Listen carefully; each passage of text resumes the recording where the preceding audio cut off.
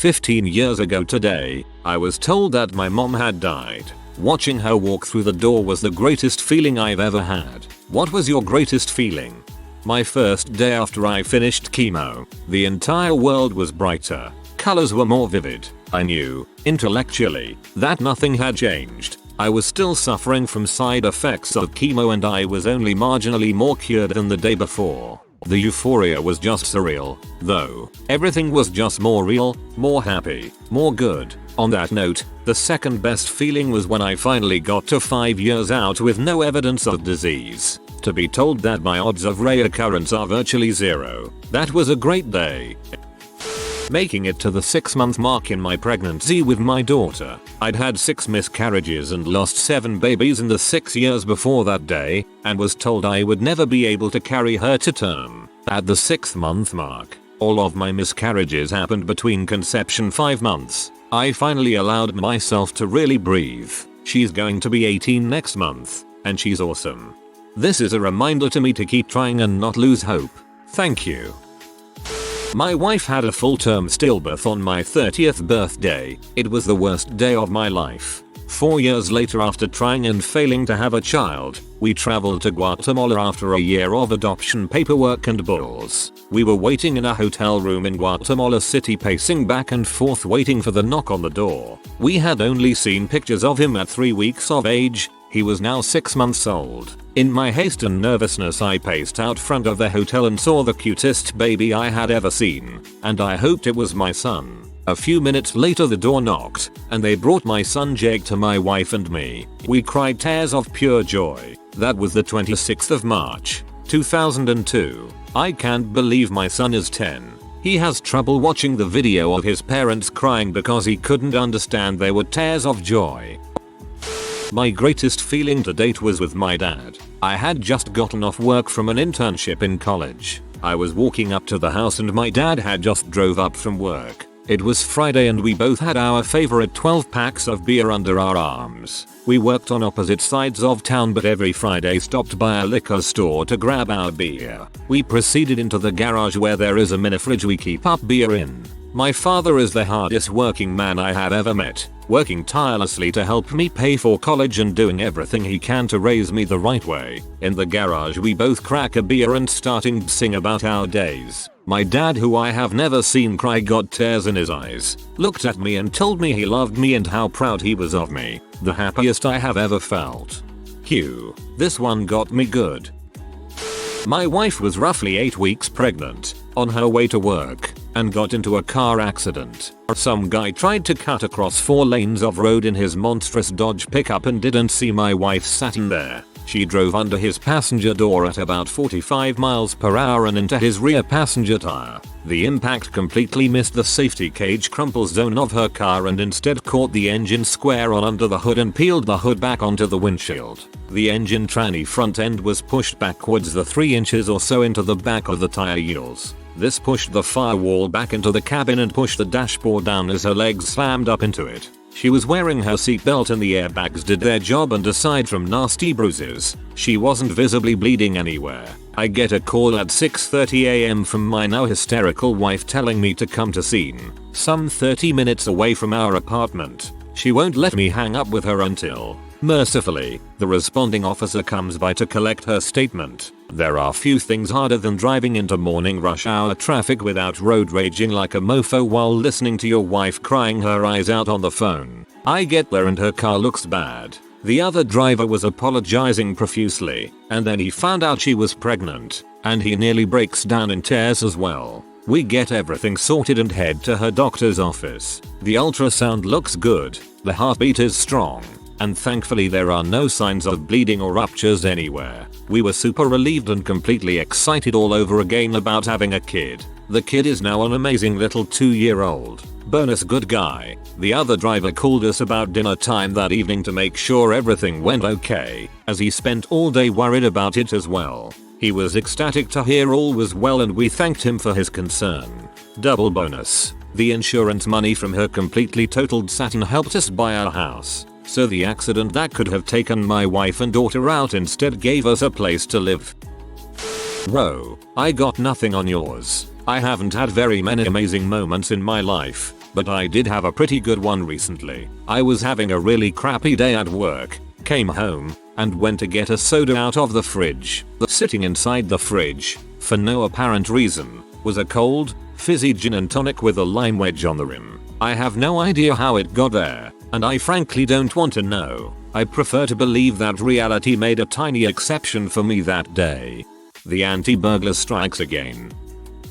Not nearly on par with ups, but I was a high school dropout and pretty much spent years 16-18 getting high, lying to my parents, getting arrested, bad times man. My plan was to keep doing drugs until I felt like committing suicide. One day my mom picked me up after a 3-day Daryl blow party because I told her I needed a ride to work, and I guess I just looked like heck because when she saw me she started to cry and asked me come home with her. I was caught off guard and said okay. Her and dad went into their room and talked for about an hour, and then told me they wanted to pay for me to move to this clinic in Minnesota my dad's friend worked at so I could clean up. It hit me then how badly I was not just hurting myself but everyone around me, people who cared about me, and how much of a disappointment I was to them. I cried like a baby and told them okay. I graduated high school by correspondence so I wouldn't have a GED. Took a couple classes at the local community college to stay busy, but then my counselor told me she thought I was smart enough to go to a real university and that even with my terrible grades, if I got a good score on the SAT or ACT it could be enough to get in.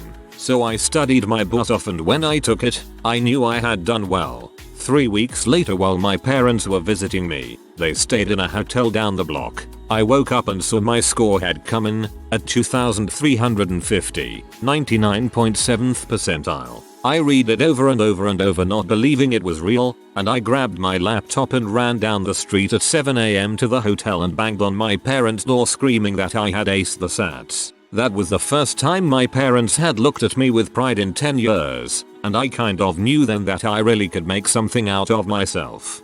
This is one of my favorites. I'm a teacher, and some of my favorite students dropped out, but went on to be really happy, successful people. High school age is so rough, it's important to remember that there are all kinds of ways of getting through that, not just the traditional one.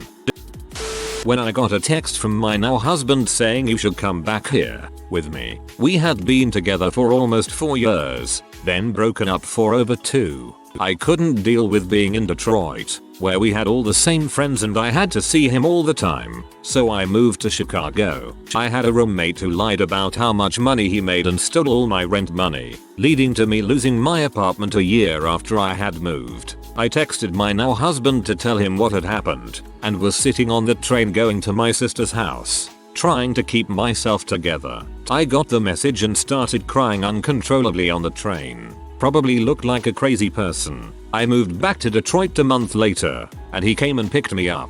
He told me, leaving you was the biggest mistake I ever made, and I will never do it again. We have been married for almost 3 years, have a beautiful 1-year-old daughter, and I have never been so happy in my life.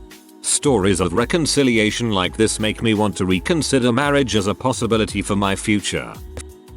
Coming through the other side of detoxing. Waking up and not sweating, freezing and shivering was one of the best feelings of my entire life. Congrats hon. After a 7-year fight with infertility, getting a teary phone call from my wife that the pregnancy test came back positive. We are right there with you. After 6 years of trying, we found out we are pregnant 2 days ago. Hugs all around.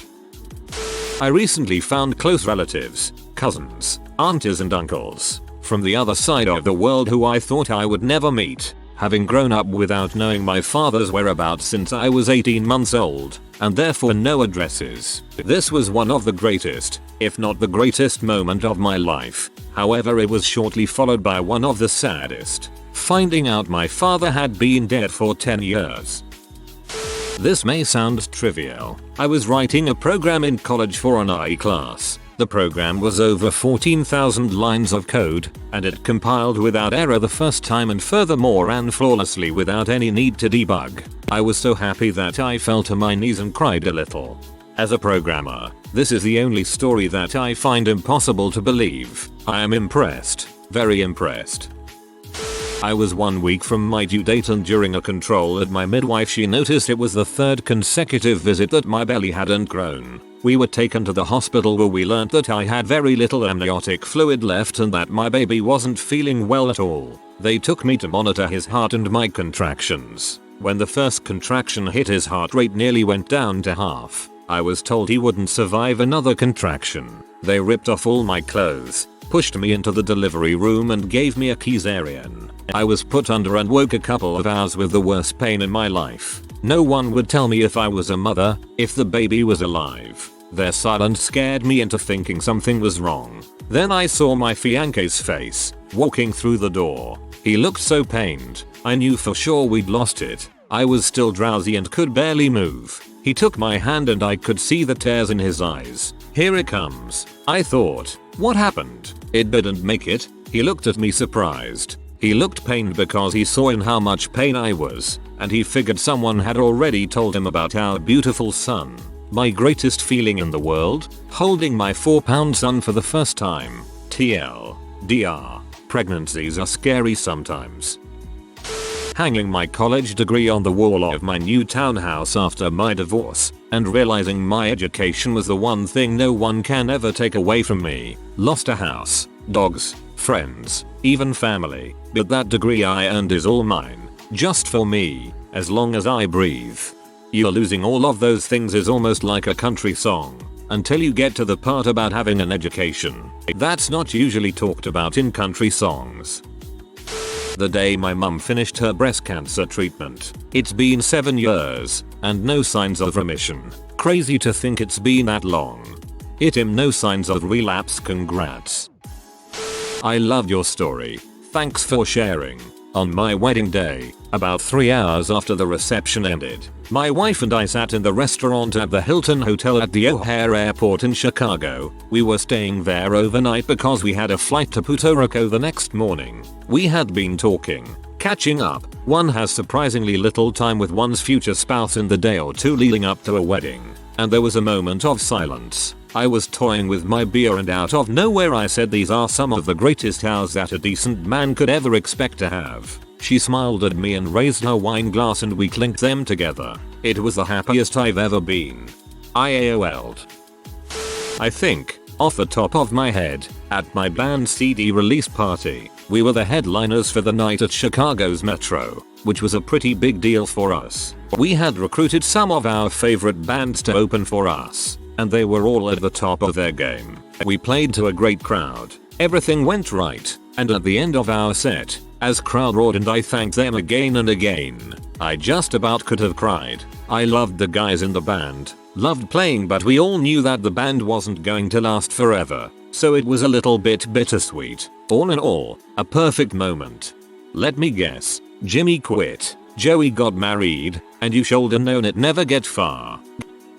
When I was 6 years old, I was canoeing with my mom and dad on the Buffalo River in Arkansas. We were making our way through a series of small rapids when the canoe hit a small boulder and capsized. I went underwater but was wearing a life jacket, so I quickly popped to the surface. The only problem was that I popped up underneath the still capsized canoe. I remember coming up into complete darkness. I was panicked and for a second thought I might be dead and in some sort of dark afterlife place. A few moments later, seemed like forever, my dad flips the canoe back over and there I am, looking up at him with a big wet smile. He grabbed my up and gave me the biggest hug I've ever had. I'm sure the panic I felt was minor compared to the panic my parents were experiencing during the small amount of time they couldn't find me, but the feeling of relief and happiness whenever he flipped that canoe over is indescribable, for me and I'm sure for my parents also.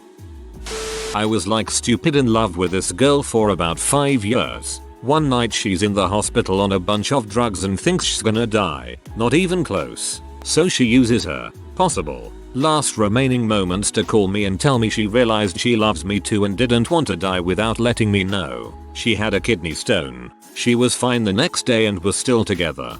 Girlfriend here. The kidney stone was a total B. The relationship, however, kicks butt. I know this will be buried down in the comments, but I had a similar experience to yours. My father used to work as an accountant near the Twin Towers before 9/11. That day I went to school and all of a sudden the towers get attacked. I instantly start worrying about my father and where he is. An hour later my mom comes to pick me and I ask her if she got in contact with my father. She says all the lines are down and I really start getting worried. All day I kept calling his cell phone but all was in vain. Later that night he comes home and says he didn't go straight to work but had a meeting with his friends downtown.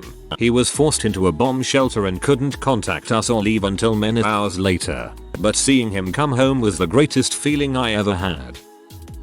The way you worded the title made it sound like she had just turned up now. I don't even want to imagine the roller coaster ride of emotions you went through on that day. Glad to hear she was okay.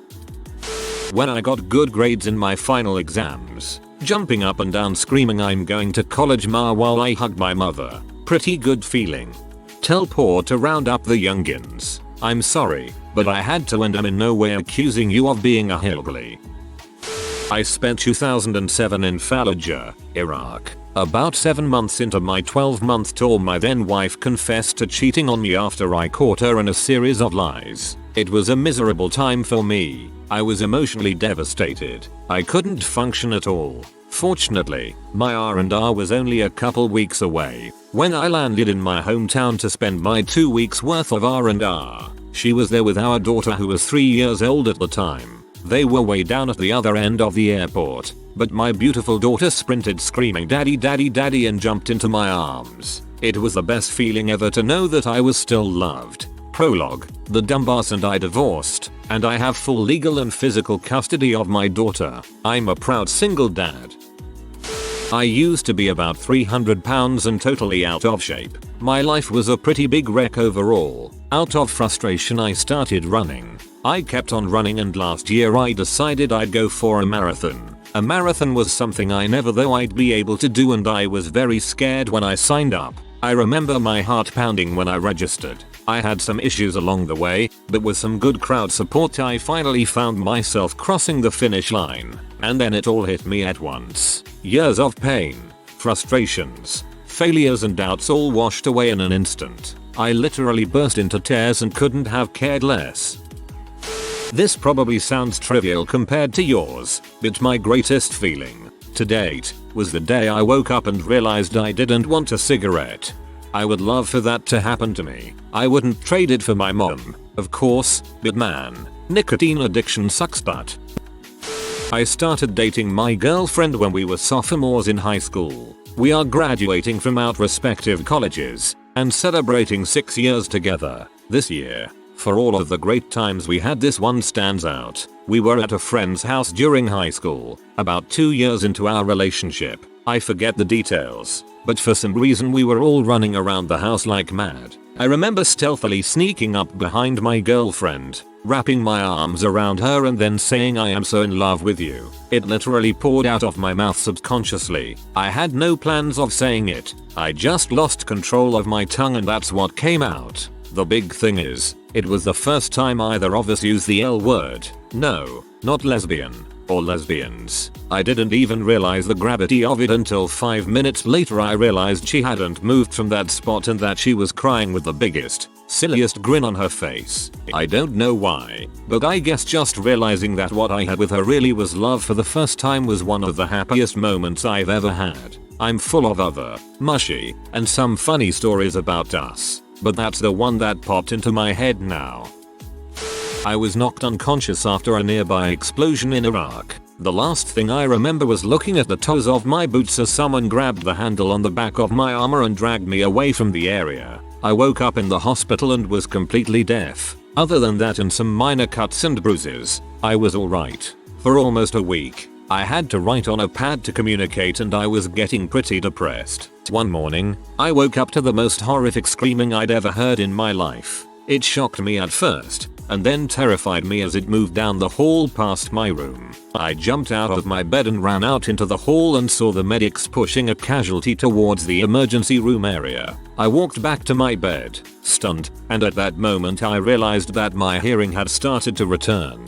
No explanation for it really, but over the next few weeks, it gradually got better. Don't get me wrong. My hearing is permanently damaged and I'm supposed to be wearing hearing aids, but that moment when I realized I wasn't permanently deaf was the greatest relief and feeling I have ever experienced. I'm so jealous of you. Today is the 8th anniversary of the day my father died. I'd do anything to see him walk through a door. Anything. Hugs.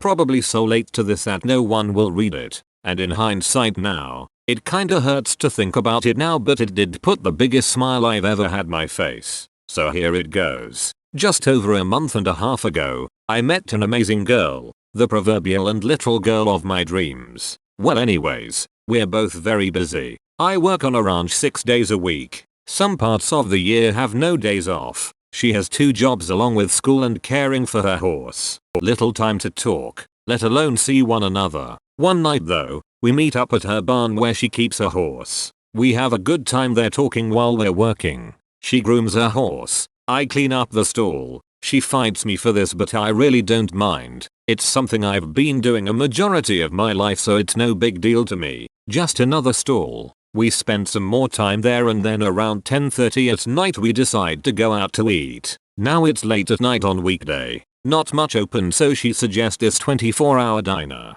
We get in my truck, and it's an older truck so it has bench seat in the front, but she sits on the other side of me, next to the passenger door. We have a very nice conversation on the way there and in the diner. We're laughing it up, telling each stories and whatnot. She's cold so she wears my work jacket. She's the tiniest thing so it just looks so big on her, and it's so dang cute. I'll never forget that image. Finally it's getting to be late and we both have things to do in the morning. Ranch at 7 AM for me, class for her. So we get back in my truck, but this time, she sits in the middle and curls up beside me with my arm around her. We get back to the barn and I pull up alongside her car that's parked there. We sit there talking for a while. Then I just laugh and look at her and ask, did we just have our first date? She pauses for a second, looks at me and smiles and whispers to me yes. She then proceeds to lean in and kiss me for our first kiss. And it was literally the best kiss I've ever had. I was smiling for days after that one. Sadly she just upped and stopped talking to me a few weeks after that. Not really sure why. She's a Redditor too, so I'm kinda afraid she'll see this, but this really was one of the happiest moments in my life, so I felt compelled to post it since it's so fresh in my memory. TLDR. Had the most random and planned best date ever with my dream girl that consisted of barn work and a cheap late night diner. And the best first kiss ever. Easy one for me. Last October my 5-year-old son was getting on the bus to go to kindergarten. A guy decided that he wasn't going to stop for the bus and hit him. I was already at work and I get the get home now call from my wife. Walking up to the accident scene was one of the hardest things I've ever had to do, but when I saw that he was alive. He's still recovering, but it could have been so much worse. 8 years ago, I'm a newly minted dad with a 6-month-old baby in my arms, and still scared shitless. I don't know what I'm doing, or how to be a dad. Where's the freaking manual for this thing? Is one phrase that keeps going through my mind. Anyways, I'm lying on my back, holding my son up sitting on my chest, still thinking all this, and I let out a loud sigh. I kinda realized that this would not be a good habit to get into, so I turned it into a raspberry. My son laughed. For the first time. It was such a good, honest, from the heart laugh, and like any other I've ever heard, that it made me laugh. So I did it again and again. It was such a wonderful tiny little moment that I tear up to this day from the joy of it. I think I also realized at that moment that everything would be okay. The 21st of March of last year, we lost our first baby at 21 weeks due to a miscarriage. Absolute worst day of my life. We had everything ready, the crib, nursery, all for naught. 3 weeks ago however, our second baby was born. Happy and healthy. It's been a huge emotional struggle, but when I held him for the first time, best feeling I have ever had.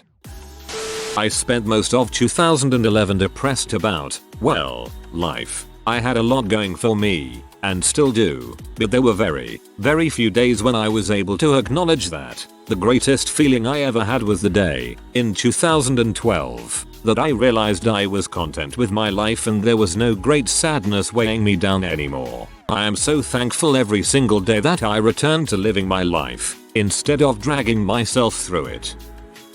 My greatest feeling was when my son, who was diagnosed as severely autistic, first looked me in the eye and used the sign language more to indicate he wanted more candy. It sounds like nothing, but it was the result of hundreds of hours of work and was basically his first step out of his own mind. The first time he'd shown the desire to communicate with people or pay attention to the world around him. Feels good, man.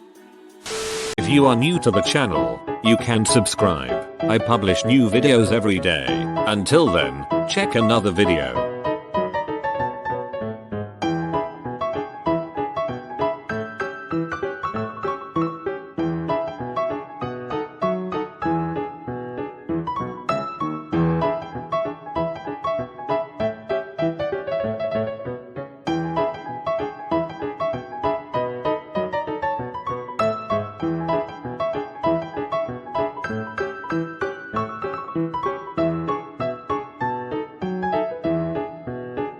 Bye for now.